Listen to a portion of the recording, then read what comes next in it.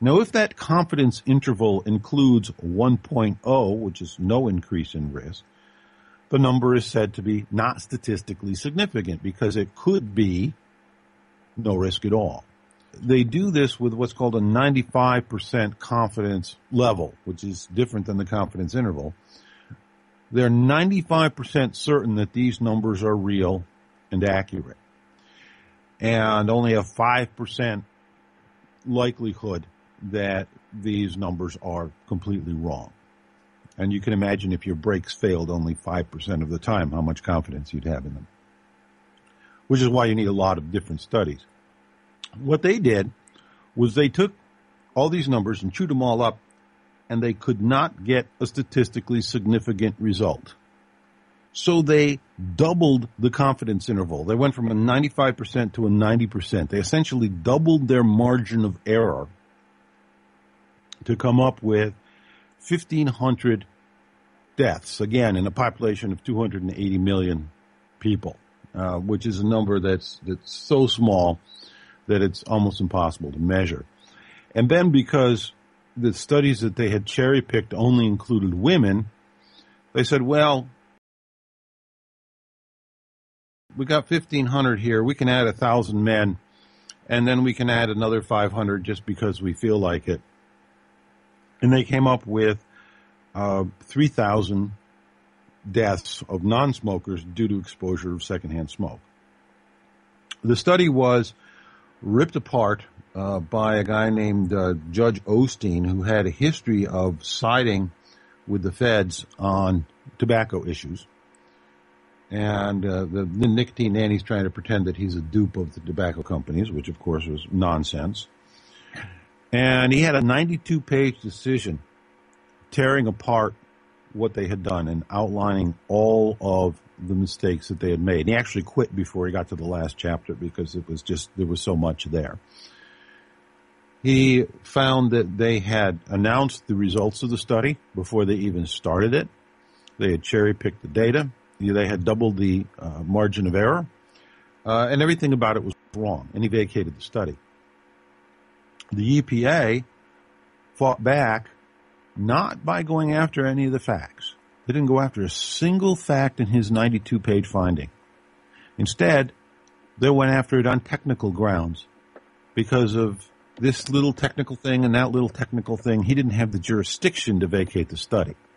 And they won, which they say vindicates and proves that the study is correct. So that's the study that started all of this nonsense. From then on, we've had lots of studies on secondhand smoke, and all of the ones that have claimed to find damage from it fall in about the 20% range. They come up with a 19%, 20% increase of whatever disease they're studying. The problem is epidemiology is not that accurate. With epidemiology, you really want to see a 200 or a 300% increase in something before you can say, hey, we've got something here. Because when you're trying to reduce human behavior down to numbers, it simply can't be done accurately. You can't have 100% accuracy. So real epidemiologists want to see a 200% increase, a 300% increase.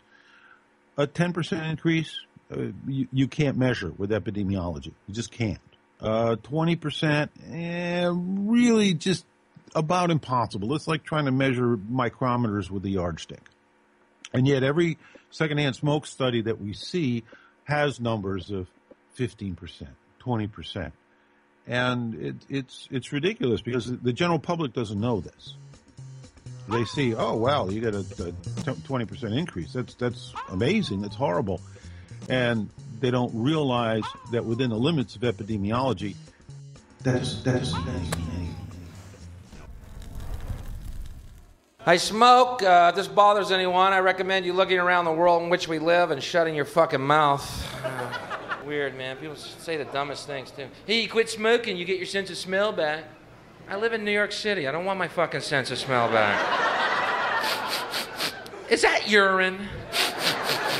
I think I smell a dead fella. Where's that coming? Look, honey, a dead fella. I found him. Thank God I quit smoking. I can find dead fellas in urine puddles. Ooh, I love living in New York. I'll smoke, I'll cough, I'll get the tumors, I'll die.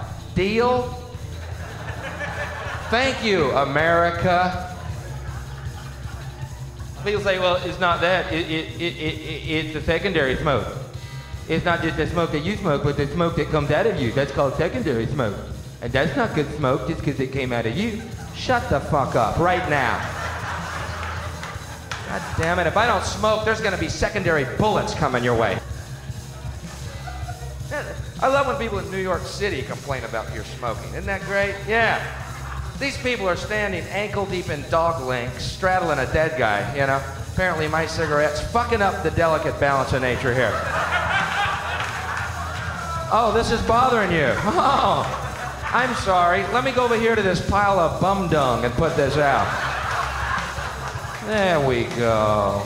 Restore New York to that pristine state we know it exists in. If it weren't for my god-awful cigarette. Why do they insist on making that announcement that it's a non-smoking flight? You know, I mean, there's nobody in this building who was alive when smoking was allowed on airplanes. Nobody. Why do they still? And it's always a reminder, just a reminder, this is a non-smoking flight. All of our flights are non-smoking. And also another reminder, this is a non-slavery flight. There'll be no slavery on this flight at all. And the captain has informed me to let you know that the Earth rotates around the sun, and not the other way around. Certainly haven't been smoking in a bar in California, that's for certain. Because you can't. No smoking in bars now, and soon no drinking and no talking. Be careful, California. You're supposed to be the crazy state, the out there wild ones, you know? In Scandinavia, no hotel in fucking Sweden I've been to in the last year, no, it's all non-smoking, no, because it's a secondary smoke, isn't it? It's a secondary smoke, yeah, it's what we should be worried about. It's very, because, scientists, experts and researchers have done, research and discovered that secondary smoke, it's a very big issue for me, I think, about the future of the human race and what's happening in the world today. Secondary smoke's a real issue for me. Secondary smoke. I'm not particularly worried about the fact that recently the two most powerful nations illegally invaded a Middle East country under false pretenses so that it could steal their natural resources and implement permanent military bases to start more theatres of conflict so that it could implement a third world war to create a planetary fascist police state. It's secondary smoke that is... It's a real problem for me,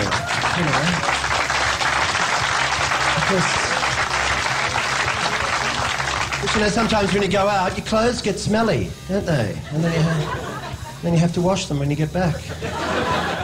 I mean, that's a real chore for my existence, I'm worried about it. I'm not worried about the fact that the World Bank or the IMF go into third world countries, put them into unfathomable debt so it can steal their natural resources, destroy the culture and implement them into the global banking system. It's secondary smoke.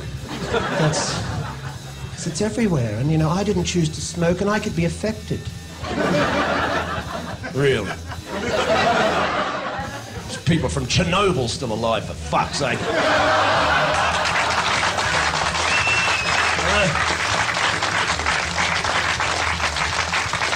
They look weird, but they're still here. And now we make them smoke outside.